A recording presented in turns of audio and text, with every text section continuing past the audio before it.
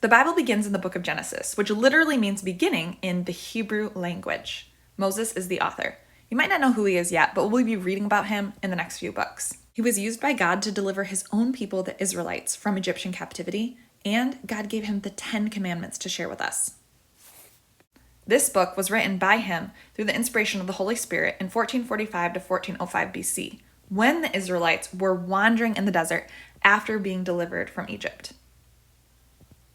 The book takes place in the ancient Near East, what we think of as kind of the Middle East today. It starts in the Garden of Eden and ends in Egypt.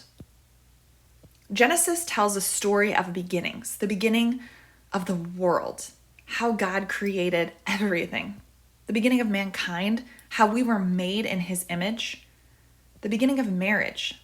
It was God's idea to bring a man and a woman together. And unfortunately, the beginning of sin. Because of our rebellion and wanting to do things our own way instead of God's way, sin has destroyed the very things that God created. But we have hope, because the story doesn't end here. Genesis is just the beginning, and God wastes no time in revealing what his plan is for humanity. He has an amazing plan of redemption. Through his covenant, he is going to restore us unto him. Just wait and see.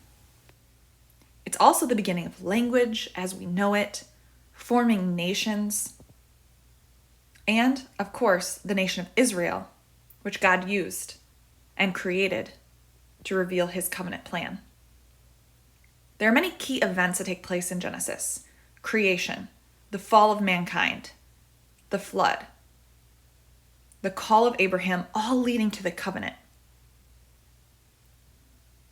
It's divided into primeval and patriarchal history. The primeval period takes place in Genesis 1 through 11 and covers about 2,000 years.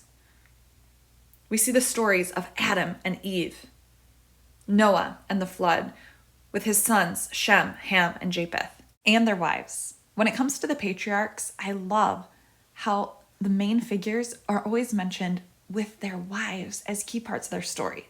Abraham and Sarah, Isaac and Rebekah, Jacob and Rachel.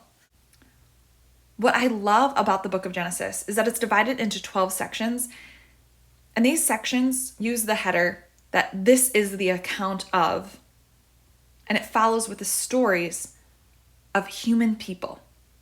The book of Genesis is driven by the stories of people that God uses to accomplish his purposes.